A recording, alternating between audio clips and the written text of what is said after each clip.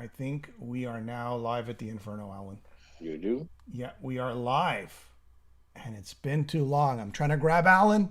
I'm trying to grab Todd. I'm trying to synchronize the two together. Todd's off at work. Alan's off at work. But I think we finally got some time that we can do this all together. There we go. Now I have it muted. I can see some comments here. That's right. 1990, guys. We made it. We did a decade. That was a good time, wasn't it? 1990. Damn. 90. I don't know, man. I think the cupboard is starting to get bare as far as I'm concerned. But hey, we'll find out soon enough, right? You know what? I'm going to say this as we start. Metal started off as sort of like metal or hard rock metal, and it evolved into hair metal. Now it's evolving into something else. Yeah. So the definition of metal has been changing throughout the decade. Is that philosophical enough for you guys out there? That's a fair assessment. You know, stoner rock, you know, all these subcategories, subgenres. Yeah, I think metal had that in the 80s as well. So yeah, and it kept changing, and it's even changing to this day. So is this album metal? Let's start things off. We'll do the honorable mentions after this time, because I screwed it up last time, and I did the honorable mentions first. Okay. Our guest today, Todd La Torre. Hey, that's a cool shirt. What is that? Hey, look at this. That's a cool shirt. This one here? Yeah. Yeah. And you know what the tagline is? It's Bunny Rabbit Soft. Bunny Rabbit Soft. Alan, what are you wearing? Motorhead? Motorhead, remember me now. All right. Yeah. So if you want to pick up a Todd La Torre shirt, you can also pick up the CD. Alan, will this make the top 10 metal albums of 2021? We'll find out in about 20 years. No, this year, man. In December. When we do in December. Okay. Not in 20 years when we're old. Along from 1991 up to 2020. Yeah. Yeah, when you do it, the 2021. Could very well be. Recap. I don't want to do any spoiler. What is going to happen? What is going to happen? Dude, it's a contender. I don't care what anybody says. What is going to happen? So, unbiased opinion. Let's make some people cry right now. Okay, here we go. All right, I'm going to show everybody the number 10. I'm going to let Alan speak to this. Starting off at number 10 of the top 10 metal albums of 1990, we got Alan, that's your cue. My cue? Oh, sure. Again, this was a hidden gem and made the top 10, so I ain't going to complain.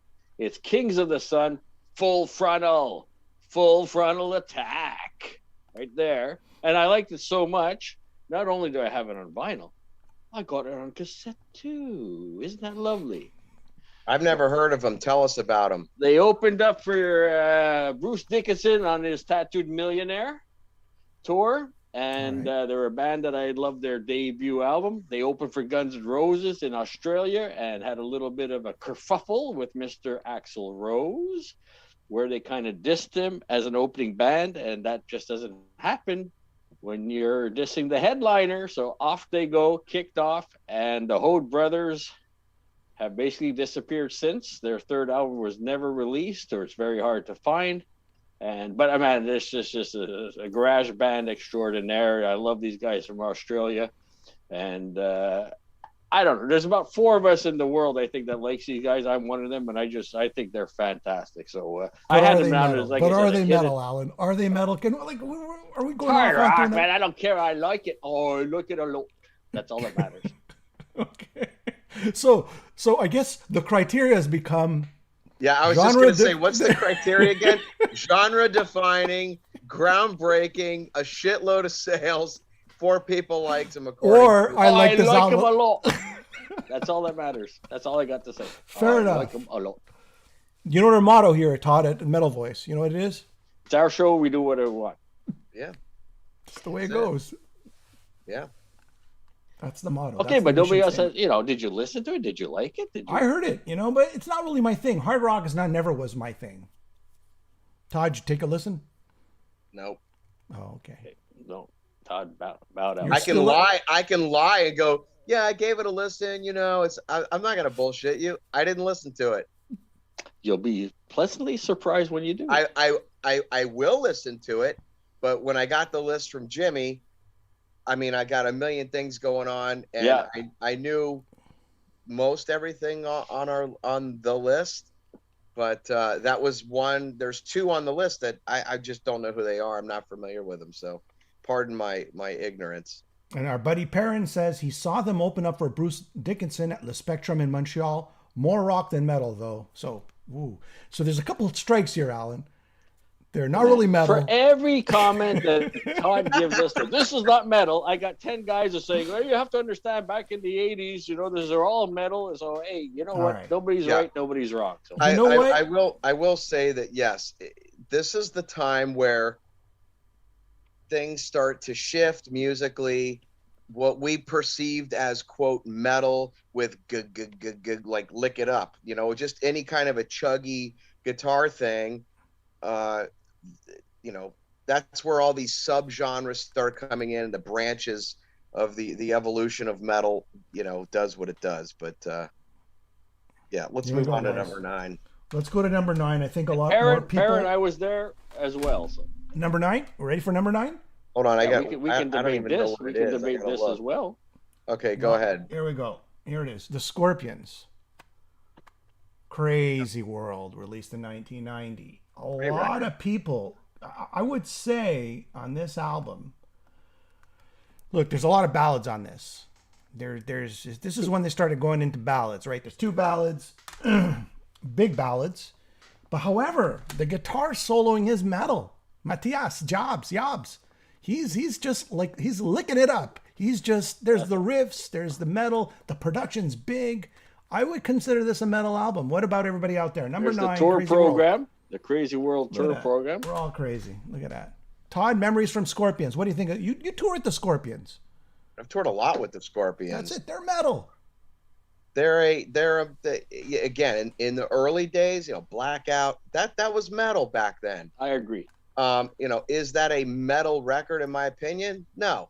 But I mean, they were one of those early bands that kind of were doing that. And when we toured with them, we did like a 4 to 6 week tour in North America. And then we did a residency in Vegas with them for a few weeks. Then we did another tour with them, and then we're doing another residency. So we're like good friends with the band and the whole camp. And there's a couple songs on this record. I think Send Me an Angel. Yeah. Okay. And it goes, here I am, will you send me an angel? I get goosebumps every night on that part. It was amazing. And Klaus, one of the greatest all-time singers. Yeah, Todd, I saw you guys here in Montreal, you opening for Scorpions, and the comments I got from everybody it's like Klaus sounds exactly like on record or on CD. Like his voice is so distinguishable. Yeah. And sometimes you hear stuff live, you say, oh, okay, but it's as if it's a recording. That's how close he's able to nail it each and every time. Well, he's got such a distinguished tone, that kind of, Don Dokken has a similar sound on those records where it's this almost like the upper part of your mouth and throat, and it has a nasal resonance to it. There's a very distinct sound to his voice. But I mean, he still sounds, I remember we celebrated, I think it was his 70th birthday, and then we did again with Rudy's 70th birthday like a couple years later. But he still he changes a couple phrasings, but a little bit of a down tuning sometimes, but overall, there might be, but I mean, he's still a great showman. He still has a voice I love. And that record was huge. I mean, Winds of Change was on that record, and Please Me. Yeah, that was a big one. They exploded worldwide with Winds of Change. Dude, if you didn't know that, Still Loving You got them up to the next level, but I say Winds of Change it went global. It went global. 7 million albums sold. And that's after the super glossy Savage Amusement, which, I think Jimmy said, they were one of the first ones to go digital on that album. So Again, this was a nice comeback. Would I consider a metal album myself? No, but the Scorps are the Scorps, and this one just went global after this. Everything that followed was kind of a letdown, but for a while. But I'm glad this one made the top 10. Yeah. Anyways, I'm glad too. I mean, I think it's one of their last really heavy hitting albums, and then everything else kind of goes south. But anyways, I hope their new album comes out, and I hope it's great. So how's that? I love the Scorpions. I love. Now this would not be a top 10 show without Jimmy's next choice. I mean, all right, here we go. I know, Todd and Alan, you guys diss me for this, but it has to be said. It has to be put on the list because it probably is the only real metal album on this whole list. I would disagree. No, I don't care what you're gonna say. That's total horse shit. Yeah. Okay. All right. One of the few metal albums on this list. Oh, come on. What is it? King Diamond the Eye. Now you guys are probably saying we can't do any top 10 shows. We can't do any top shit without Jimmy getting a King Diamond in there. But as all these bands were going like into southern rock and hair metal and all this, King Diamond was sticking to the plan. Play heavy metal. That's what he did. Big production. The vocals, great sounding. He's a little more on the lower side. He's not doing as much of that falsetto stuff. Very melodic. It's about Christianity, a topic that you love, Todd, and the dark side of Christianity. That's a story. Okay. It's based on about that. religious persecution. Is what exactly. Persecution, I should say. Persecution, right. So you like that stuff, Todd. You like that stuff. I do like that stuff. You know what? It's you start to see for people that aren't in the, they can still see it, but for people that aren't in the industry, when we say, oh, it's a small knit community, it's a small world. If you go back and revisit all of these years that you've had me a part of, there is a staple or stable. I don't know which word I would want to use, but there's always that handful of the same bands. Yeah. And so it's interesting because King Diamond's always in the list. Of course. And it's interesting though when you realize how many bands are out there. There's thousands, right? And then there's bands like somebody in the comments section said Entombed. I mean, or there'll be like Obituary or Deicide or Death, and there's a lot more. There's just so many bands out there that probably deserve those mentions. But when we're talking on the grand scale, typically of including album sales, and was that groundbreaking? Groundbreaking is subjective because there are black metal bands and hardcore and death bands that totally were groundbreaking, like the band Death. But unless you're into that, and even then, those sales weren't, unfortunately, they're not going to match the big popular bands, So when you think about the legacy of King Diamond, I mean, of course, who he is today is based on those first 5 albums, and that's the 5 albums that I spoke about on all the shows. That is the legacy right there. That's how Queensrÿche is. Queensrÿche's 5. I'll toss in Promised Land just to be kind, but I think those first 5 records are still kind of they're the legacy of the band, even though I'm proud of what I've done with the band. And I think the 3 records I've done so far with the band blow away the last decade or 15 years before I joined the band. But nevertheless, those are those records that got them those audiences and MTV exposure. And that's the stuff people remember. It's very dear to their heart, and it really put them on the map. So, same with Iron Maiden, same with, Right. Well, King Diamond, the reason why he's on this list is exactly what you said. Yeah. And Jimmy's part of the show. That's why. It's kind of like Alan puts on his. Hey, okay, let's go to the Bible. A little bit of favoritism. Let's go to the Bible here. Martin Popoff's top 500. The Eye comes in at number 444. Jim, I don't know if it's because you finally wore Todd and I down, but I actually really enjoyed this album. Like you said, he sang in the lower register. The theme of the album, the concept of the album is really interesting, and his voice lends perfectly to the concept of the album. So finally, Jimmy, after all these years, you wore me down, and I can say this album really deserves to be in the top 10. You know, I've always loved the music. I never liked the falsetto high singing. I always liked the lower stuff. But I mean but you know what? I mean, some people probably hate the way I sound. I don't hate the way he sounds. I just, if I'm going to hear really high vocals, I want to hear something that sounds very powerful, like a Halford style of a delivery.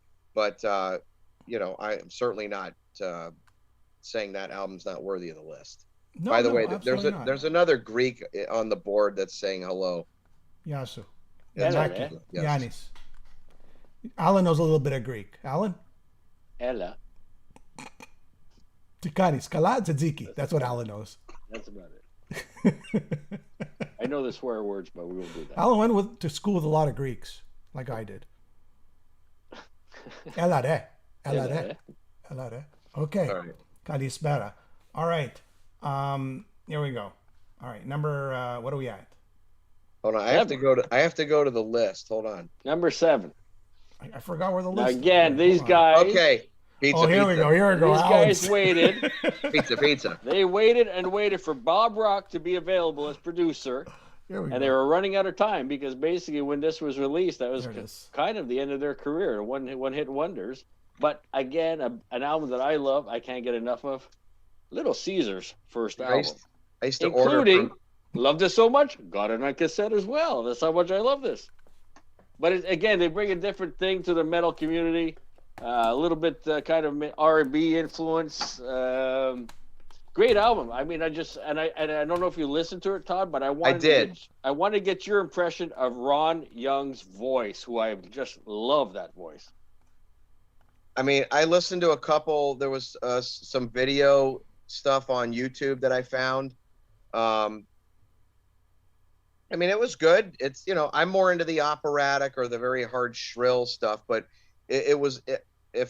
unless I watch something, you know, that isn't representative of what you're conveying, it was rock. I mean, is that a metal? Were they metal? Well, they were lumped in there at that time. Yeah, of course. because it sounded more kind of like bluesy soul rock. Yeah, exactly. Okay. And you know what? Here, Alan, Frank Putfen saying, Alan, you rule, but that choice, nope. Ha ha ha.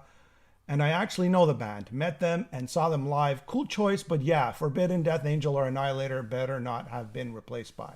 Yeah, but again, I like it. I love it. I still listen to it to this day. I think it's a fantastic debut album, and their take on Chain of Fools was their hit at the time. But like I said, they waited too long to get. They wanted Bob Rock absolutely to produce it. By the time they got it, it was pretty much over, and grunge had taken over. So they're still around, right, Alan? They're still around.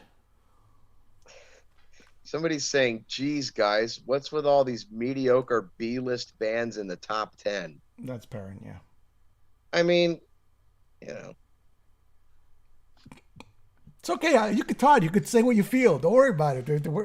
The Metal Voice motto is we do whatever we want and say whatever we want. But I guess you got to be careful. You got to be careful. You got to be careful because you're a celebrity. Me and Alan are just a bunch of guys on the internet. I'm not a celebrity. It's just if I say something, it makes a headline and everyone thinks I'm an asshole. When me and Alan say something, it doesn't make any headline. We're all good. I love that album. Anyways, let's get to number 6. But you know what? They're still active today. That's what I'm getting at. Right, Alan? Yeah, they're still recording. I wouldn't say they're super duper. I'm going back. I don't have my hat with me. I have my 1990 hat. But at the time, you know, all these guys are roped in. They're kind of like, don't forget Jethro Tull won Metal Album of the Year. So the people were very confused back then. But I would lean more towards hard rock. But I just love the album, and that's why I put it on. And that's fine. That's fair enough, and that's good. Alan, if you love it, then I love it too. Here we go. Hey, guys, just so everyone knows, the audience, I had jack shit to do with anything you've heard so far. Next, okay. Alan, who did the last one? Little Caesar was Alan. Little Caesar was Alan? Do the next one, Jimmy. Okay, you ready? No. AC/DC, as Todd takes a bite out of his something. Beef jerky. Beef jerky. Beef jerky. Can't get enough beef jerky. Can't get enough. So here we go. AC/DC. I got to see The Razor's comment Edge. on this. I got to say, Alan, you could speak to this one. Look at that. What a tour. There's the tour program. Is that beautiful or what? Come on. Akadaka. This is a heavy metal album. Melodic, I mean, but heavy metal. AC/DC, they're a rock and roll band. They'll tell you that themselves. I mean, hey, what are you doing? No, but this is a comeback album for them. You know, Malcolm's back in the band after taking time off to get sober. You know, is it their best? No, there's some filler on there, but I mean, just the opening songs, right? You got Money Talks and Thunderstruck that you hear at every sport event now. You know, Razor's Edge, of course. A lot of good deep tracks too, as well. And I mean, the Razor's Edge, right? Chris Slade on drums, no Phil Rudd or Simon Wright this time around, I should say. And it was a bit of a comeback album, but it's also the first signs I was seeing of the legend of AC/DC became more important than the actual substance of the albums. You know, everybody's like, well, you got to get it. It's AC/DC. And, oh, AC/DC. And all the younger generation started picking up on it. And it's like, oh, yeah, AC/DC. Of course, they're great. And it's like, no, their previous albums up to that, Blow Up Your Video and Fly on the Wall, they weren't that great. And it's like the legend started overcoming the actual substance of the album. So, but again, a great comeback album and deserves to be on the list. So. Look, 5 million albums sold. The album reached number 2 on the U.S. Billboard and 4 in the U.K. I mean, you know, Thunderstruck. Again, number Fire 4. Gods, Money Talk, The Razor's Edge. Never liked it. I never liked any of it. Number 431 in the Bible of the top 500 albums, Martin Popoff. Todd? Never. I like Thunderstruck. the Back in Black record. I like High Voltage. I like that the stuff off of that record does zero for me. Like nothing. I would have never put it on this list. Jesus. Sorry. It's an angry list, Alan. It's an Whenever angry list. whenever Thunderstruck, like when that would come on, I'd be like, I would change it. But I love his voice on the Back in Black album and Bon Scott on the older stuff. But Too much Daffy Duck? Is that what you're saying? Too much Daffy Duck vocals on Thunderstruck? Is it just too much strain here? it's just, I don't know, man. It's the AC/DC is a phenomenal band. You know, I mean, they're simple and they rock, you know, but I would have put Allison. I'm going to do one honorable mention early because I got more. I would have definitely put Alice in Chains. But are they really metal? It's a good album. Was Little Caesars? Little Caesar? Were they? I mean, come on. Okay, I'm not fair saying enough. they're not a good band, and I'm not dissing them. How or about the this? band. How about this? To be fair, number 10 will be... AC/DC, that record is not metal at all. This is a metal record. Look, No, it's it's got like not. lightning on it. It's Give got me like shit. steel on it. If it's got lightning on the cover, it means It's got that it's metal. steel. It's like metal. It's like Again, metal. I always Look go at back this. to the Bible. It's in the Bible. Come Top on. 500 albums. I want to know, Heavy everybody metal. who's watching, I yes or didn't vote no, for this. I AC/DC didn't on the participate. list or not? Is that record on the list? It is. Number 431 out of the top 500 albums. That's it. It's got to be then. There you go. Was Little Caesar on that list? No. What about Nobody the other knows. one, the first one you mentioned? No, I told you, Kings of the Sun. Like five people in the How world. know about these. this? How about we put the Kings of the Sun and Alice in Chains as co number 10s? There you go. Now, Todd, you get your Co chance. number 10s. Or we could put Little Caesar and Alice in Chains as co number 8s. All right? Just to be fair. Co number 8s. Listen, the Alice in Chains, they toured on the Clash of the Titans tour with Slayer. Yeah. Okay. And I'm not saying their music is metal because they toured with Slayer, but let's put it into, let's put on our 1990 hat and put things into perspective. Alice in Chains was fucking genre defining. We all know they were. They sold a ton of records. That was the beginning of something massive. Okay. We would be opening up for Alice in Chains if we did a show right now. Okay. So, and they had, that was a new sound. It was, genre defining. Somebody's saying, please don't smoke. I've been smoking for 30 years. My lung feels great. He's building up a resistance to the nuclear holocaust that's coming. Yes, I smoke, everybody. I smoke. I smoke when I record on the albums too. See, the tricks of singing. We're learning the mysteries behind great voices right here. Ronnie James Dio smoked. Pavarotti smoked. Some of the best singers that you guys love, that I probably know personally, a lot of them smoke. It's okay. It's all right. Todd, doesn't bother me. I used to smoke cigarettes. I don't drink. I've never been drunk in my life. I've never smoked weed. I'm a good boy. I just, I smoke cigarettes, whatever. That's okay. Let's get to number 5. It's the stress of this top 10 list has led Todd to smoke. Okay. All right, I'm gonna do. But we have a Alice in Chains at number 8, along with Little Caesar number 8. So there's a number 8 was there's a number 8 there. So Jimmy lost track already. We're on number 5 now. We're number 5. Go ahead, Todd. Go ahead. Todd, this is yours. This is your baby right here. All right.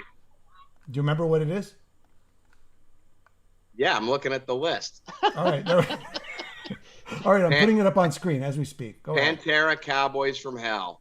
All right. Now, I'm sorry, but when a lot of metal was kind of getting buried by the grunge thing, this was a band flying the flag, kicking ass, and little did they know they were going to be the biggest thing in the world. Like Korn. They came out with a sound, when you listen to Phil Anselmo, I mean, he was doing very aggressive singing, but he also, what song is it? Heresy or something. You listen to the high screams, the End of Cemetery Gates. I mean, he had great vibrato. It sounded, God, it was so killer. I still love that record. And it was brand new and groundbreaking. That definitely belongs on the list. All right. And I love every single song on that record. I know Alan was new to Pantera. Honestly, that was the first time I heard Pantera. I was listening to this, preparing for the show. Man, it's something, revelation, like you said, groundbreaking at the time, and it really led the way for everything that followed. And Martin Popoff's book, by the way, this came in at number 60 out of the top 500 in Martin Popoff's book, and he calls it the most genre-defining album since Metallica's Kill Them All. Yeah. Oh, you know what? I'm going to tell you something. I'm like Alan. I was never really a Pantera fan, maybe because we're sort of like 6 years older than you. That was more of your, that was more your teenage years versus our teenage years. You know what I mean? That Pantera came out in 1990, right? You're probably 16. How old were you? Me? Yeah. In 1990. Yes, 16. Yeah, kind of like that 5-year difference, though. That's the Pantera years. I noticed the guys who are about 5 years younger than me, they all love Pantera. And it's fair. It's fine enough. I mean, they were the big band back then, right? Are they metal? I don't know. I guess they are, because metal kept evolving and changing, right? Southern groove metal. What do you want to call it? You asking me? Yeah, I'm asking you. What type of metal it is? Yes. I don't know, man. It has like some classic metal elements. It has thrash. But they created this like Southern metal groove sound. Yeah. That, and there's not to plug my own record, but there's riffs on my record that Craig plays, like Hellbound and Down, or like during the verses, total Pantera. Wow,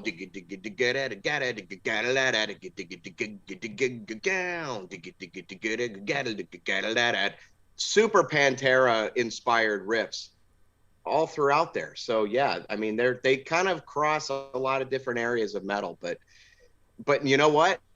Nobody that I heard of sounded that brutal, other than like death bands, that were, doing full on gutturals. Nobody sounded like he did. Now, every band under the sun tries to sound like Phil Anselmo.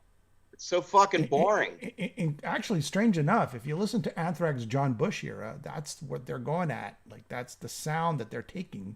I wouldn't say stealing, but I was saying there's a vibe of a lot of Pantera in their music. And strange enough, this was before grunge became big, right? In 1991, I believe, right, Alan? 91 was grunge, right? I think so. If you say so, Jim. It was 91. That's when Nevermind came out. But even Alice in Chains, they predated the big grunge movement, right? They wanted to do something that was definitely their own and not sound like everybody else, and they definitely succeeded with this album. So. Yeah, 1.5 million copies sold and genre defining. I might not be a big fan of this album, but I can respect the people who are, because definitely influenced generations of bands, you know. Hey, real quick. So he says, I love when Todd mimics the music. That's Analog Kid. Listen, me and Craig, we have our own language when we write music.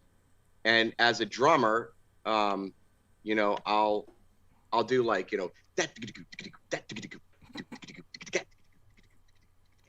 you know, the triplets, or and he knows what to do. Yeah, if I talk the part to him, he knows if I'm palm muting the guitar, if it's open, you know. And I have a friend, even you guys have been together forever, right? You guys started your first band. I have together, a friend right? named Jason Gullick, and still to this day, every once in a while we'll text each other, and he'll type WAAADUG. He'll go like wad dug like a riff, and I'll go I'll type out like a riff, and he always laughs at that. But yeah, it's helpful when we're songwriting. I can tell him right on the phone. He knows exactly what I'm talking about. Yeah. Oh, real quick, Jimmy. Yeah. And Alan, somebody asked, is this a crap? Let me find it. Somebody asked if this was a top 10 metal albums of 90 or a metal voice top 10. This is a metal voice top 10. Because we're picking it. We're picking it, yeah. Well, we like to think that we are the kings of. And I'm still getting chastised by this one chick about smoking. I can't believe you're doing that. Like it's the worst thing. Hey, back in the day, that was pretty rock and roll. That is. It is. Now You're a rebel. You rebel, Todd. Everybody's in your business. All right, here we go. I'm a rebel, Todd. Look, no tattoos. I'm a rebel. Yeah, you stand out now because you don't have them. I don't have tattoos. Yeah. Good. Yeah, no tattoo, Alan. Me neither. I don't have any tattoos. All right. I do have one right here. Look, can you see it? I see it. There. Look at that. They missed a vein. You got a hickey. Crazy. Isn't that crazy? Oh. They missed a vein. That sucks. Yeah. So it's like a tattoo. It'll go away. Temporary. It'll go away. Temporary tattoo. It's All right, number those four. Put water on, you know. Okay. What do we have? Number 4? Okay, here we go. Now we're going into the terrain of Todd La Torre. Here we go. A no-brainer, actually. Number 4, Queensrÿche. Alan, there it is.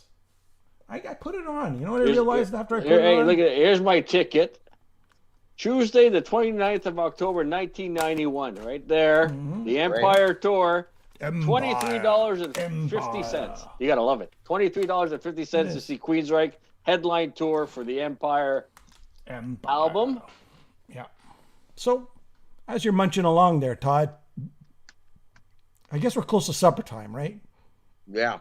Okay, I'll talk a little bit here. So you Go ahead. can finish up your supper there. Number 92 out of the top 500 here with Martin Popoff.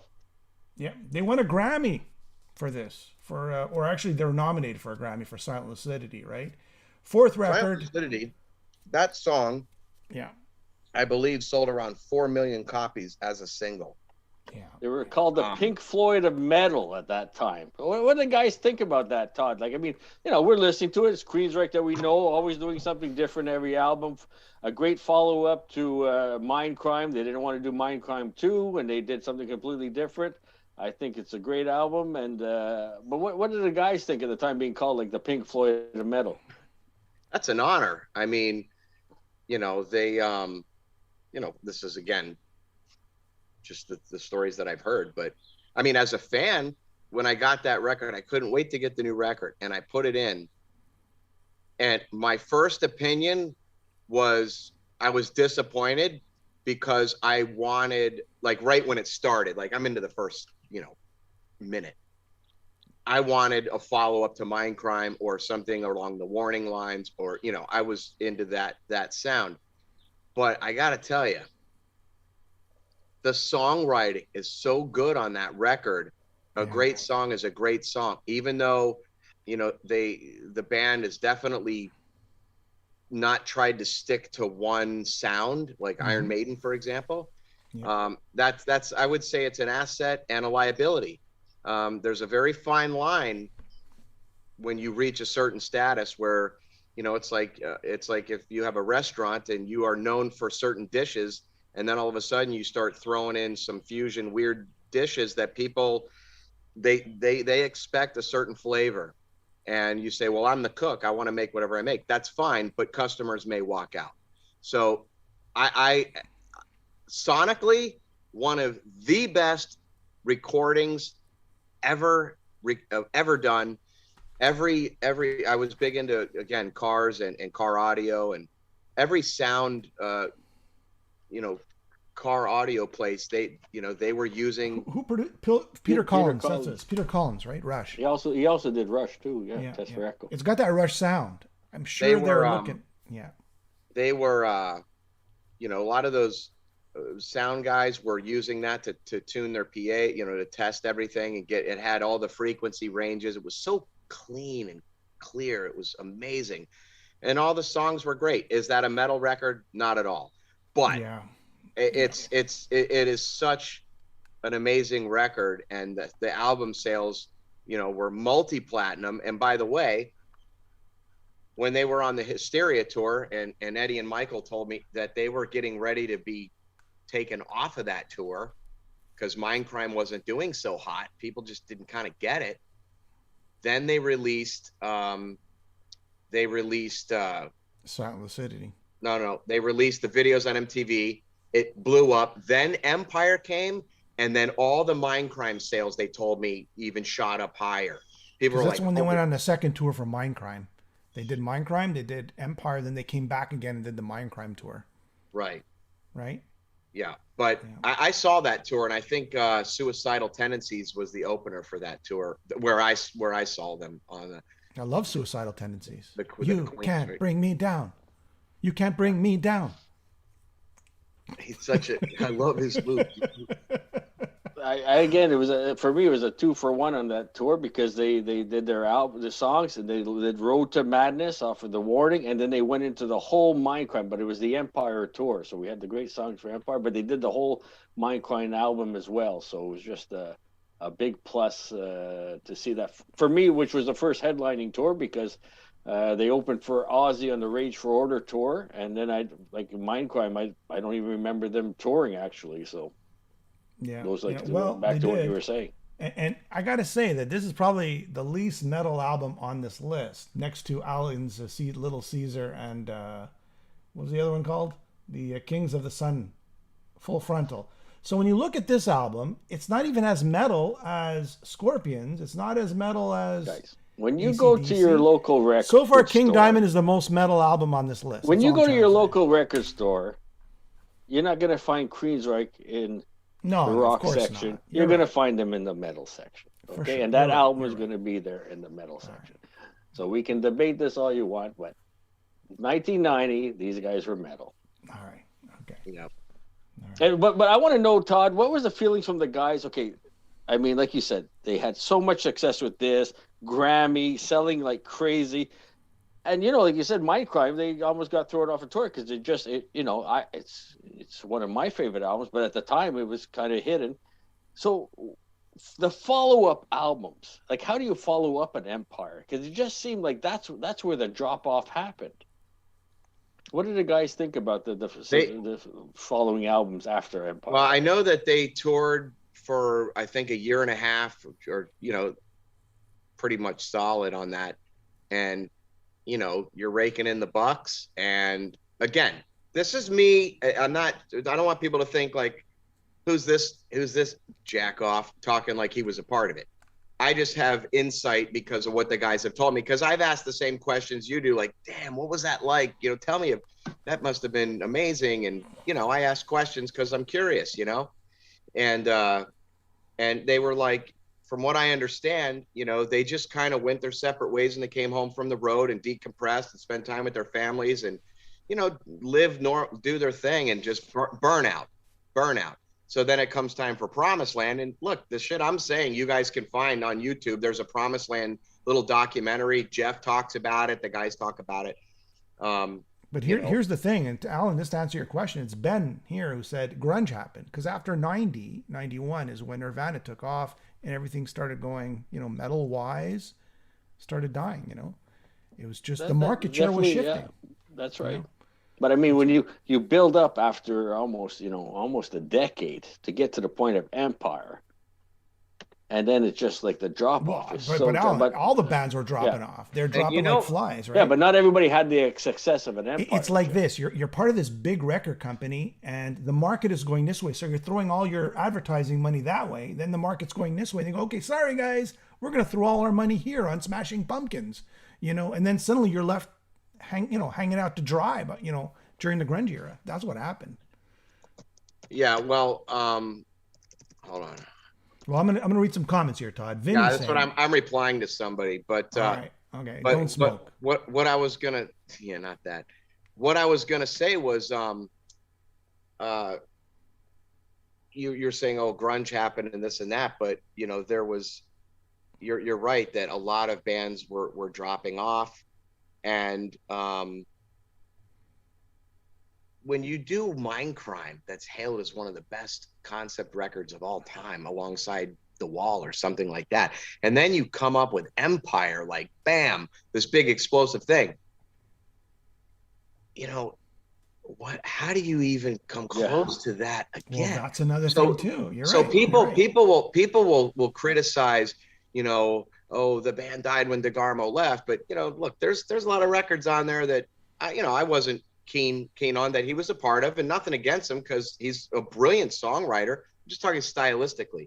But people say, oh, what Todd does will never compare to Mindcrime, for example. Listen, Queensrÿche never did another Mindcrime with the original members. They got lightning in a bottle at the right time, and it was amazing. And You're right. And most bands will never get big. Most bands, let alone write something that's hailed as great as that record, and then to follow it up with a totally different sounding record that's as successful as Empire. So then comes Promised Land. I'm sure you're in a different headspace, and you want something up. It's a very good record, but as an artist, you don't want to paint the same painting. You don't want to write the same sounding stuff all the time. You for your own soul, you have to create what you feel, and if the fans like it, that's a bonus, but you always have to be true to yourself first. And that's why some bands just I think they're a slave to their own sound because they know that's what sells and that's what their audience expects. So I think you have to be true to yourself, but also you got to sprinkle in some stuff that the audience is probably going to want to hear. I hear you. Yeah. Anyway. Todd, I have a request. The next time you guys go on tour, can you please play Hand on Heart from the Empire album? That's my favorite song. It's my personal favorite of mine. That's from I love Vinny. that. Yeah, I love that song. So just for Vinny, when you're in, I don't know where Vinny is, but when you're in that town, unless you just play it all. This is for you, dude. Yeah, I've told Eddie and Michael. It's a great song. We talk about it like, man, let's do Hand on Heart for Vinny, man, for Vinny. yeah, and there's some stuff that I've actually said, hey, what about this?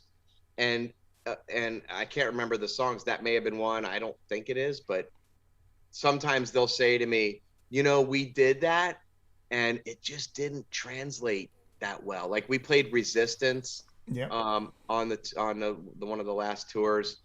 People seem to like it, but it's interesting how a song that you hear in the car or on your CD, you're like, yeah, I love that. But then when you're on stage performing it and you think it's going to go over well and you're doing it right, and the audience just isn't really giving you the feedback that you anticipated. So you'll try that for a week and then you'll go, I don't think people are digging it. Maybe we take it out of the set again. And I don't know. Yeah. All right. Just worth mentioning. So Vinny, we No tried. promises. Yeah.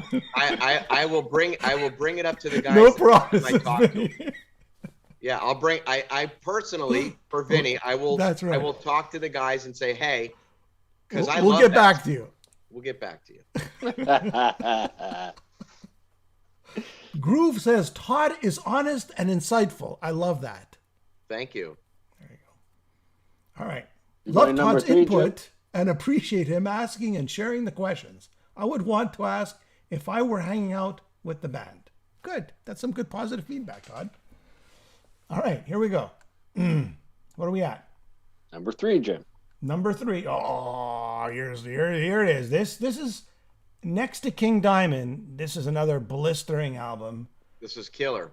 This is it. Look at this album cover. Does this reek Satan or some sort of craziness or some dark, deep?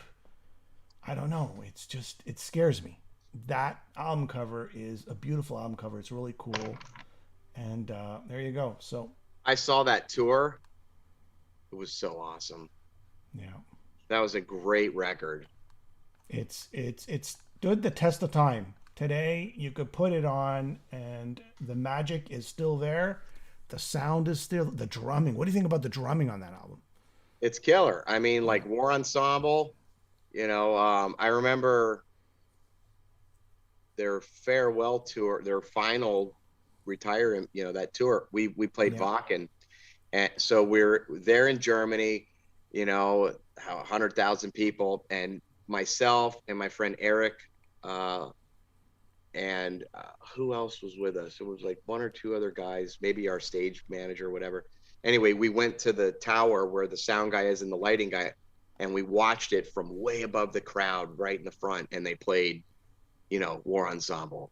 I'm 99% sure they played because I've seen them play a few times, but Yeah, for sure. I mean, dude, it's so good. Dave Lombardo's drumming, of course, that was with Paul Bostaff, I think, but that on the live tour. But Dave Lombardo's drumming, if you can learn, Angel of Death or Warren, that's fast double bass, and his hands are, he's an amazing drummer. Lombardo's amazing.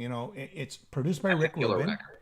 and it went gold in the United States and Canada. I'm sure it surpassed that today, but it is definitely a genre-defining album, and it sold, so it hits all them ticks, and people love it to this day. They're critically acclaimed, and the love for it today, it's still, I know Alan's not the biggest Slayer fan. I love But Slayer. where does it land on the book, Alan? Where does it land on the book? Number 28. Number 28. Number 28 in the book. A little bit back to the basics album compared to the previous one. There's a little bit more doom and gloom, and again, that's Slayer, man. Yeah. Here's my quick little- Somebody up here named Mannered Man says Dead Skin Mask. I love that's that. a great And song. live he'd go, Dead Skin Mask. And But they had like those little kids, how I've waited for you to come, please Yeah. stay away. But you hear this like little child Yeah. sounds in there. I mean, it was awesome. Yeah. I'm going to tell you my quick little story about Slayer. Was going to interview Gary Holt at the time, who was, with Paul also, who was replacing, this is like this is like the Anthrax Death Angel tour. Maybe it was the same tour you saw. So we're there. Me and my son were going on the bus to do the interview, and he goes, "Hey guys, how you doing? Yeah, sure, come on board. Yeah, we go on the bus." Me and my son are sitting there. We're kind of, the guys are gonna come here any minute now. Don't you fucking touch anything on this bus. I'll be back in 1 minute. And then he left. He wanted to scare us, so that's what happened. My son was like, Who did you interview? it was Gary Holt and Paul Bostaff. Oh, okay, yeah. But they didn't want me to touch anything on the bus. Don't touch anything, Jim. He screamed at us. Like we're just sitting there. Like you're gonna touch anything anyway. Yeah, but I guess what fans actually do when they have any sort of access to any sort of a space of an artist, they take things, right? They take things. And I guess Slayer, and let me tell you something about Slayer, you know this firsthand, they've got a following, like a cult following. hardcore. Kerry King is like, you could see this entourage of people and this wave of people surrounding him. It's just, this is like a cult, you know? Yes. This Queen, I don't know how you pronounce it, Radiant, whatever, on the comments. He's on your You mean case. Slayer analog. That says hate Slayer sounds like noise. And that's probably, you're not a musician, because you know, there are the rhythm guitar playing, you know, in the alternate picking and all the stuff that's going on with the chords, that stuff is not easy to play. So even though it might sound like noise to you, it's there's a lot of talent. A lot of talent. And even if you listen to the singing, it's aggressive, but he's It's killer. always singing in a melody. You know, there's always this melody, and the lyrics are, It's rhythmic. It's rhythmic. It's rhythmic. That's the word. There's a lot of rhythmic rhythm you know, in his phrasing is great. yeah. All right, here we go. Can anybody guess what the next one is? I just want to be noted that this would have been my number one. Okay. Noted. Alan? Noted. Todd, do you agree this should be number 2 before we announce it? Let me look at the list. Okay. I would have put this higher up. I would have, yeah. So I butchered it. You know. Well, we know where you're Interchangeable. Are both killer. They're Interchangeable. both great, but I mean, All right, you here know it what I'm comes. Here it noticing, comes. Todd? Jimmy's got last veto on all these lists. we submit them, and Jimmy has a last veto. He's able to. I didn't want the King I'm of the Sun to be on the list, finazzling but he them. wanted to create controversy, so he puts it on the list so we can have controversial. Listen, and I take the hit for it. I send a list to you. I send a list to you, and I grab them and I go, okay, Alan likes this band. Okay, Todd it's 2 likes this against band. 1. Try to This mix is- it all up. We're You know, so moving. everybody's We're changing happy. it. We're changing Everybody's it. happy. all right. And Al, you know what he said to me in the last email? Get rid of Al's and James. Get That's rid of okay, it. because I said I never heard of 7 and 10. Hey, listen, when you announce the number 2 slot, I want Alan to look in the metal Bible there and see where it ranks. I know. Oh, yeah, I'm sure. Okay, here we go. Hey, but wait a minute. Wait. Wait a second. Hold We're on. 2 against 1, Jimmy. I say we should change number 1 to put 2 and number 2 at number 1. All right, okay, we can do that. All right. Fair enough. Look, I'm a fair person. You're I being might dictator. bedazzle You're the a freaking numbers dictator. What and a play fair with everything, person. but I'm fair. I'm fair. Okay, here we go. Number 2. Before Changing Jimmy it now. changes his mind. There we go.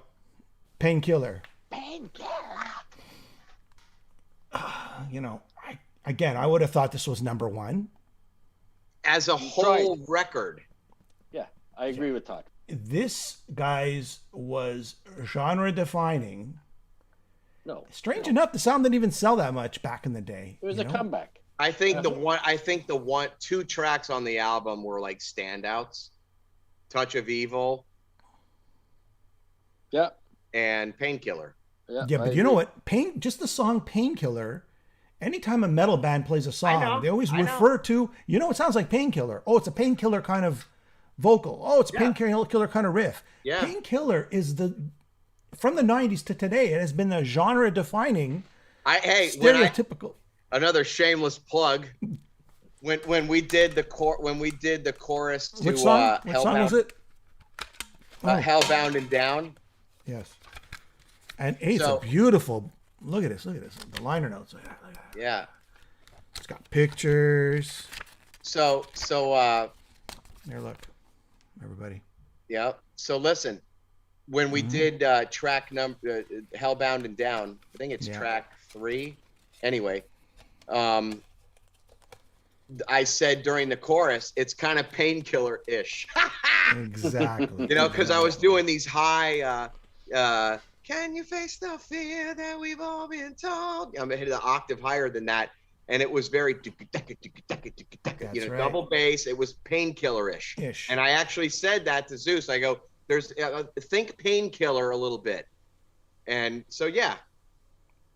Okay, so Scott, sorry, Todd, I want you to put on your drumming hat. What did Scott Travis bring to the band on this album, in your estimation? Oh, wow, yeah. Say that again because you cut out. Oh, sorry. You as a drummer, Yeah. taking this album with Scott Travis, especially the opening track, what did he bring to the new? I would call it a new Judas Priest with this. Oh this man. Well, not only is he going, you know, then he's going during the chorus, you know, he's doing triplets. So instead of, you know, he's going,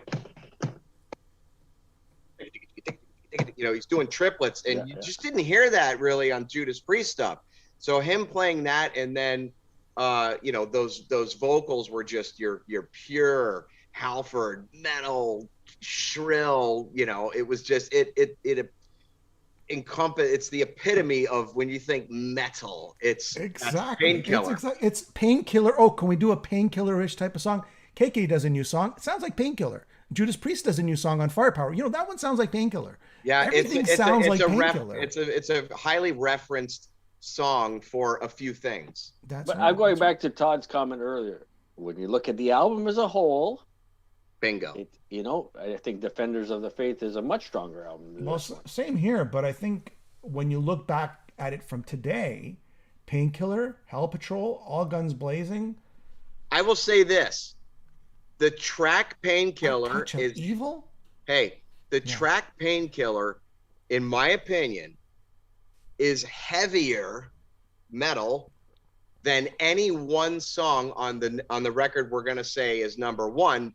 But agreeing with Alan, as an entire body of work, in my opinion, the one that we're going to say is a better, for me, for my ears, it's a better overall experience as a listener. Okay. Right. And the guitar work, I don't think you can really compare Marty Friedman to a lot of guys. Who? Spoiler alert. Spoiler alert. Well, me and Alan. Listen, real quick. You have a handful of virtuosos, right? Glenn and KK wrote very memorable melodic leads. They weren't, I don't remember hearing like arpeggio sweeps and more technical like Paul Gilbert or Yngwie, something like that. Marty they're coming from a different school. These kind of players. So when I bring in the guitar elements, you know, I'm thinking about the virtuosity of everything in its totality. But I'm thinking about the band. Like I'm looking at it like Scott Travers, you know, Rob Halford, KK. I mean, I've seen them live, man. These guys, they're amazing. They're amazing. It's just incredible. Incredible. They're well-rounded musicians. You don't need the sweeping guitar solos, you know, every single time. You don't need it. No, you don't need it. You don't need it. But again, there are some things where it's like, wow, that's a standout track on a record. Yeah, sure. Versus, sure. You know, all right. How about this? More songs. So me and Alan had the great pleasure of interviewing Chris Tsangarides before he died, and we did a whole Painkiller thing, and he just kind of broke it down for us, and you know how he recorded the album and the ideas behind it. And Chris, you know, he was just walking us through how we sort of helped Halford sort of define what the vocal line was, and you know how they built on it. So if everybody wants to check out Painkiller and how it was sort of put together, Chris Tsangarides. I would like to see that. I haven't seen that. Yeah. Oh yeah, Chris was a great guy. Unfortunately, and, we never did a second show, and we said we were going to, and he had passed away. Just the, you know, like Max Norman, just the stories that these guys can tell and the experiences they had. When I was in Crimson Glory and we were writing a new record, he was somebody that the band was talking with to do that new Crimson Glory record. Yeah. But that didn't come to fruition. But yeah, I mean, he's greatly missed. You know, he was a very talented guy. I've seen other interviews with him, and he was a Greek name, but he lived in the UK. Yeah. So number 26 in the Bible, Martin Popoff's Top 500. Painkiller comes in at number 26. Wow. And I just want to see, as a band, Judas Priest here, hold on, where it fits in their catalog. Screaming for Vengeance, British Steel, and Painkiller comes in third in their discography in the top 500 albums voted by the fans years and years ago. So Painkiller. The show would not be complete without Martin Popoff's top 500 metal albums of all time. The Bible, yeah. All right, here we go. All right. This is what everybody's been waiting for. What? And this is not the top 10 metal voice metal albums. No, this is me and Alan and you. We define it for a generation. People are going to look back at this show and they're going to say, these were the top 10 albums of all time. It's not statistical. This is 1990, Jim. 1990. 1990. Come on, of all time. 1990. It's not statistical, but we know enough to make it appear like it's statistical. Here we go. All right, you ready? Ready for this? Let's do it. Let's do it. Here we go. The album that Alan and Todd picked for number one. We outvoted Jimmy. Outvoted Jimmy. Hold on. Well, yeah. When it came down to His JP bias. When it came down to the two, that was what we went for. But would I say that was the ultimate top of 1990 ever? I would probably put Cowboys from Hell at number one. Okay, now we're really screwing things up here. You're You got outvoted by me and Alan on that We one. got that comment. Wait. That's okay. Somebody else wrote that in here, Jim. I've looked at the comments, Todd. Somebody would agree with you. They said Cowboys from Hell should be number one as well. Totally. And somebody's saying Vicious Rumors is an honorable 1990 album mention. And I love Vicious Rumors. I know the guys. Killer band. Anyway. Number one. Here we go. Number one. Number one in our hearts. Number 11. Their highest charting album by this group in the top 500, coming in at number 11 out of 500. Number 11. And we all know that Master of Puppets is number one, right? Yeah. We've already passed 1980. What was it? I mean, in the Bible. Yeah, in the Bible. Yeah. So there you go. I have. Where's my Megadeth here? Number one, Megadeth. Rest in peace for those who haven't guessed it by now. I have this guy here. It's sort of here. Countdown and Rest in Peace together. It's sort of like a remastered, remixed, I believe. I think it was. I can't remember. There you go. Hey, check this out. I'm in my studio here. He's in his Speaking of sanctuary. Look at what I have. I've had this. The Metal Heart. Megadeth. The Metal Accepts Heart. Metal Heart. Strange enough. Oh, look at that. Autographed. Signed. Nick Menza. Yeah. Yep. Marty Friedman. That's the Countdown to Extinction one, but it's a great lineup, and just thought I'd show you guys that little very, very cool. I'll give you my, Megadeth, okay, Peace Sells, that was always fun to get guys going at the beer keg parties, and great video. But, the thrash scene, I was kind of wheezing out. So decades later, I said, you know what? I'm going to go back and revisit Megadeth. And I started buying all their albums and listening to this one today, or yesterday, I should say. I don't have this in my collection, and it's just, oh my gosh, Holy Wars, The Punishment Due. I mean, just that song alone beats anything that Metallica did for a decade, as far as I'm concerned. And then Hangar 18, you're talking about a 1-2 punch to start the album. And, Tornado of Souls, that solo is so perfect. Mm-hmm. I mean, I got back into Megadeth like decades later, and Dave's writing, the lyrics, the musicianship, like Todd was saying on this album, it's unbelievable. Like, and there's always that debate. We've had it on the show many times, Metallica or Megadeth. And even Dave, I think I read an interview, came out yesterday, Dave's happy with the way everything turned out, with him being fired and everything, and rightfully so, because his career, as far as I'm concerned, eclipses Metallica's. I mean, with the albums like this and the musicianship, and of course bringing Marty Friedman into the group here was just phenomenal for this run of the band. So, yeah, I did an interview with Dave Ellefson and the guitarist for Volbeat. We were doing it was three of us on this interview, and Dave had some really, Ellefson had some really interesting stories about working on that record, and how so much of it was pieced together and edited to make the songs what they became. Like literally they were editing drum parts and cutting, and this was with tape, and they were, but it's a really interesting, I'll have to find it and I'll send it to you. You could check out the stories that he talks about making that record, and how it was just literally just so much of that was just cut and pieced together. It wasn't like the drums were all played in one shot. Like literally they were just in sections, and they kind of figured out how to get everything together. But you as a drummer, Todd, you're listening to like Holy Wars, let's say. Yeah. I mean, what do you think of the drumming on this album? I used to play that record in full all the time. I mean, pretty much lick for lick. And it's a lot of fun to play. The Nick's drumming is awesome on that. What I love about it is, for that time, it kind of pushed the envelope, because now everything is so extreme, and it's almost like you have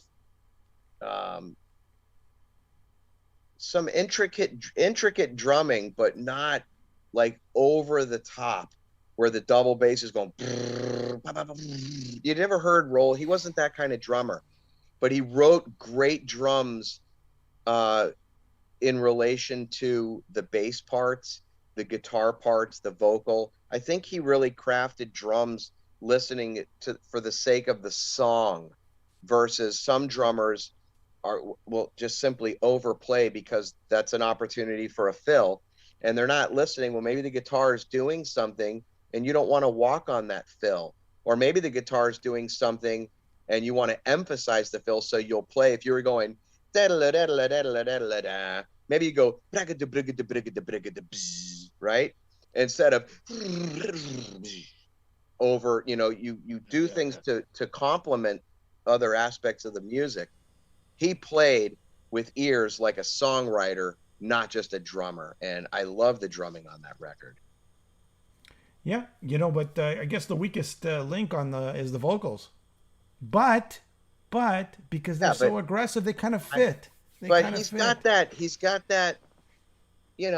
It's like Lemmy. It's like you either like that and you get it's about the attitude, right? It's not about how great of a technical singer somebody is, in my opinion. I mean, Freddie Mercury is hailed as one of the greatest singers ever, and he technically probably was. I'm not a fan of Queen's music. I don't own a Queen record. The music never really did anything for me, but they're amazing songwriters. It's just not my cup of tea. His voice doesn't do anything for me, but he's incredible at his craft. Same thing with Dave. He's got a certain tone and he's got an attitude and a vibe that it's very distinguishable. And give it or take it or leave it. That's like Johnny Cash. There are singers that maybe aren't the best technical proficient singers. But they connect. They just connect with people. They connect, and there's an attitude. There's an attitude that goes with the music. Jim, we're how many albums into Megadeth's discography? I think Dave's voice is pretty much accepted by this point. Yeah, Is it the strongest? But I mean, you can't compare it to Halford's voice, right? I mean, but this it wasn't even an issue. It was a non-issue. Yeah. All right. I want to know. Okay, let's go into honorable mentions. What do we leave out here? What could have Todd put in that Alan didn't want, and Alan wanted, but Todd didn't want, but Jimmy really didn't want, but he did want? I put in one. I only put in one album. That's all. No, you put Little Caesar and the other one. No, the Little Caesar was a hidden full gem. Frontal. I didn't want it. Full You just Frontal. wanted to create controversy, Jim. I would like to mention Souls of Black by one of my all-time favorite bands, Testament. Okay, there you go. A lot of people were writing about love that Testament. record. There's a Death Angel. I'm surprised you didn't put Death Angel, Jim. Well, if I would have put it, then everybody said, "Why are you putting Death Angel?" Act 3. Then there's I'm a big Anthrax. fan. Oh, and Persistence there you of go. Time. And Frank just said Annihilator, Never Neverland. I was on the list, and then you guys said, no, let's not put that on the list because you guys don't know the album. That's why. But if you heard the album, you would have liked it. But it's okay. I'm good with it. I'm all right. I'm okay with it. Maybe we do a top 15. No, we have to stick to 10. Boy, you got shot down. Yeah. I never saw Todd get so shot It's down. kind of like Vinny. No, Look, I'm reading another comment. No, Todd, that's not happening. Queen Radiant says, hate Testament worse than Slayer. But Queensrÿche is this person's favorite band. So you have somebody that just doesn't like vocalizations that aren't operatic and pretty and clean. That's kind of what I'm getting from that. Which Okay, so most Alan, metal yeah, is not like. yeah, no, for sure. Alan, what album would you have put on that is not on the list? I did. You put it on the list. I don't have any more hidden gems. Little London Choir Boys, a little bit of what you fancy. I'm gonna get trashed for that. Oh my gosh, it's the spaces. Oh my gosh, All right, Todd, what other albums would you have wanted on? Well, the Souls of Black, Alice in Chains. But Souls is Black. It's a pretty hard listen, right? The production's pretty rough. On what? On Testament, it's pretty rough. It's a pretty rough album to listen to. It's tough, man. They've got better albums. I think today they're cranking out the best work. But anyways, if that's what you wanted, that's great. What else was there that you? Jimmy asked the trash. Let me look. Let me look. Oh, that's not Suicidal happening. Tendencies. Okay, all right. Let's see what else. What's I your got hidden about gem? No, that's wrong. That's Jimmy. We need 15. No, that's not happening. Guys, Annihilator, Never Neverland. This is their second album. There and, you go, This is Jim. Canadian thrash at its best. Jeff Waters, who you've probably met, right, Todd? Incredible guitarist. So I say hats off to Annihilator, as well as Death Angel, Act 3. Just another great album by a great band. Thrashing all around. Probably not as popular as all these albums, but definitely worth a mention. Yeah, I'm looking through the list to see. Well, you had your Alice in Chains, but we already put that on, right? Look, I mean, there's a lot of other bands on here with albums that I really liked, but they weren't like metal. Mm-hmm. Well, Iced Earth is on the list. Is here. That's the first one, I believe. Flotsam and Jetsam. Oh, Jimmy loves those guys. Listen, I love Flotsam and Jetsam, but I got to say their third album, is it When the Storm Comes? Is that it? Yes. It's the production lost me. The production was all over the map. I love the band. I love so many other albums, especially the last three and the first two. But they lost me on the production. That's why I didn't put it there. It's not that I don't love the band. I love the band. These guys are like kick-ass. There's another one that I just saw that. Striper Against the Law. I love that record. That's a killer record. Yeah. So there's another honorable mention for sure. Suicidal Tendencies. Sanctuary. Yeah, Sanctuary is great too. Suicidal Tendencies. Lights, Camera, Action.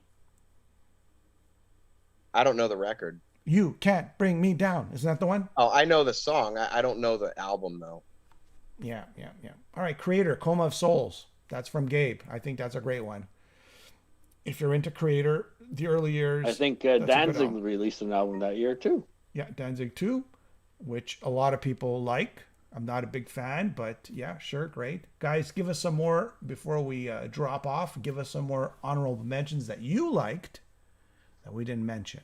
Yeah, somebody said Creator. Somebody said Brian May is a great musician, though. Obviously. Yeah, nobody's disputing that. Yeah, I'm not criticizing Queen. I'm just saying sometimes you can have an amazing, technically proficient artist, but something just doesn't resonate with you the same way as somebody else that maybe doesn't have quite that ability. Kings of the Sun. Somebody saying Entombed. Deal Lock of the Wolves. I never liked Lock Up the Wolves. I never liked that record. That was a hard listen as well for myself. Yeah, some good stuff, but not the best. No. Right? And I think that's it, guys. Somebody asked about Bathory. Wasn't a fan, so I don't really know the record. I've listened to some Bathory, but particularly not my cup of tea on that. Sanctuary. Which album was it back then? They didn't have that many. I'll tell you, it was. It's here. Yeah, it's Into the Mirror Black. Yeah, Into the Mirror. Great singer, man. Oh yeah, Warrell Dane was.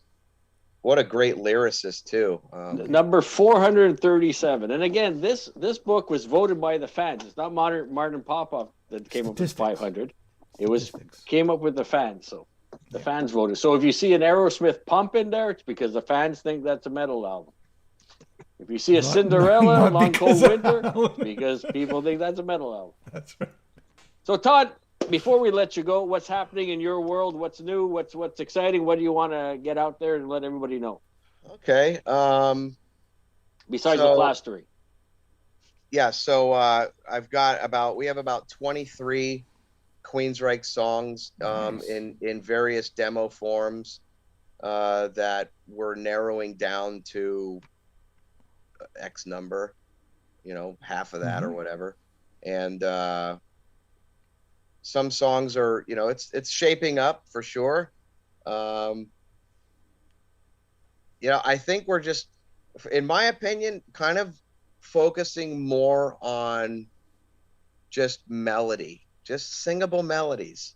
I'm not so concerned with hitting every high note. I'm not concerned with, I don't think the band is concerned with trying to be so quirky with songs like Bent, for example, on The Verdict, or, we're just writing together in a room. So all these songs pretty much were all written from scratch together in a room, starting with a riff. Casey would be on drums and laying down a groove, and we're just, hey, try this. Oh, what about that? And I would hum something into the mic to get an idea. And, so that's what we're working on.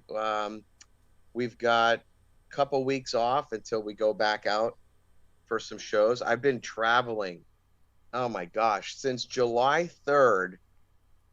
I was looking at my Delta Sky Miles. I've flown about almost 70,000 miles since July 3rd. So I've been on we've been on planes like every few days, and it's just like really tiring. My voice is kind of tired, but I've been recording a lot of vocals, and everyone's kind of working on their parts. But also, like, I called Eddie last night and said, hey, I'm having trouble on a chorus for this. If you have some cool ideas, let me know. And so that's kind of what we're doing. And then our schedule, real quick, we've got some fly dates coming up. We're in Oklahoma, then Illinois, a couple shows in Washington. Kiss cruise, right? Then we do the Kiss cruise on the 29th through November 3rd. And then a few shows still in November, and then 2 shows so far for December. And then we've got a whole ground tour that we have routed, and I think we have a done stamp on for next year. And then we'll be doing the Scorpions thing. So there's a lot of stuff going on. I'm actually, Craig is starting to write some new riffs and songs for the follow-up album of my solo record. Oh, wow. And then I actually I have a handful of songs that are kind of more melodic death, black metal, that I want to release. I don't know. Honestly, I don't know if I can release it under a band name contractually, or if it would have to be like under my name. But I still want to. Can we throw out some band names? Like me and Alan could pitch you some band names. Like Vomit Sun. Like Hungry Howie's. Vomit Sun. How do you like that? Vomit Sun. SON or SUN? Sun. I like SUN. Vomit Sun. Alan, what do you got? King of Tzatziki. Todd La Torre, King of Tzatziki. Yeah, right. The cover will just be this. That's Euro right. Master. That's right. Gyro. So hopefully we can get back up to Canada, because it's been a long time. Yeah. When you saw us, Alan, with the Scorps, that was the last time we were in Canada. Wow. Yeah. Frank, that was a great show. Frank's watching. Frank, where was Queensrÿche playing in Toronto? Was it the Rock Pile? Where was it? Frank's watching. I know he's in Toronto. We on our own tour or with the Scorps? No, Frank's gonna he watches all the shows in Toronto, so he'll probably know what you guys play. I'd like to know where you played in Toronto. That was my first LaTorre experience. Well, you know what? Yeah, okay. So you probably did Scorpions in Montreal, then Scorpions in Toronto, but you must have come back. Yeah, we played a club in that was when Glenn Drover got on stage with us and played Take Hold of the Flame or Queen of the System. Oh, wow. Yeah. But maybe Alan could sing Take Hold of the Flame. Alan, go. No, with Todd. Just Come on. run to Hey, Todd. Come on, do it. hey. Do it. Maybe defer to the master here. Come on, Todd. Hey. maybe if we come, what is it, like Michigan? Where do we have to be for you guys to make it down our way? Upstate New York, Upstate New York. Schenectady. What is it? Upstate. Down in Massachusetts. Rochester. No, that would be too much. Because on we me. played Albany. Albany, yeah. Verona, where that's kind of. But you know what? I think because of COVID, you couldn't. But we can't get in the country. Can't get there. That's right. Anymore. No. Yeah, we could fly, but I really don't want to fly. Stu Block says hi, Todd. I don't know if you caught that show. Stu, And where are Stu you, was Stu? doing all these different, like, I think the only thing he wasn't doing was a country and western album. He had all these, he wanted to do all, like, a bit like you were saying, a little different genres of all these different types of music. So. Oh, you played. Where? Here it is. Here in Toronto, 2013, the club was called the Phoenix. Oh, okay. Where did Stu chime in? No, he didn't chime in this. We just interviewed him. I think that's where Stu was talking. Yeah. Yeah, he's an awesome guy, and God, that guy's range. I always tell him, like, man, I wish I had your high range. Like, he's so instantly accessible. Well, in our interview, Jimmy mentioned that your comment to him, and he finds you equally as impressive. So you guys have a mutual. We have a bromance. I see the going. two. What do you call it? Not two tremors. That wouldn't work because that's kind of like been done, right? I'm a baritone. The two baritones. Yeah. I wonder if Stu's a baritone. I think he's a baritone. He can get some pretty low notes from what I've heard. Yeah. So that was called the Phoenix. Okay. The Phoenix. Yeah. Alan, have you ever been to the Phoenix? I don't even remember the Phoenix. No. Yeah, maybe headline was the Phoenix. And the Phoenix, what is that, like 2000? Is that a theater? I don't remember. No, I think it was just a club. Like a club. Yeah. So. So.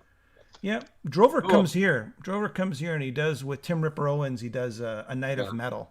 Right. Him and his brother come down and they do a few dates and Toronto, Montreal, and I don't know if they still do that, but I know they were doing it. They were doing that before the COVID thing hit. Right. Yeah. Awesome. Tim's been here. All right, that's it, guys. There we go, guys. Cool. 1990. Yeah, he says it's a large club, Frank. It's the Phoenix. Oh, it is. Okay. Frank, is it still open? I don't even remember. Like, actually, if you go on YouTube and put that in. Todd La Torre? No, Queensrÿche. Phoenix. Todd La Torre. Hey. I'm Todd La Torre on the show. So today, everybody, I got the Todd on the show. It's a big show here today. All kinds. Let me tell you about it. Got Todd La Torre, one and only. Bada fucking boom. You know, we live in a very Italian neighborhood. That's good. I like that. That's good, Alan. Yo, bro. Is that Rodney Dangerfield? I guess. I don't know. It's a mix. It's like you're, just that Guido. It's the Guido meets. Are there a lot of Italians where you live? I mean, we don't have like a little Italy or a little Caesar. Okay. Little Caesar. There you go, Little Caesar. Made a comeback. Me, I got Little Caesar. Here, we're surrounded by Italians here. We're surrounded by Italians. Yeah, we don't have, like, New York, obviously, has that, but I don't think we really are known for, like, having an Italian community, but I don't know. You don't speak Italian, do you? No, I used to be able to understand a little bit. But no, I don't speak Italian. Your father, was he an immigrant son or? No, it was my great grandparents. No, okay, so you're pretty much American, right? Genetically, I'm 99.9% European.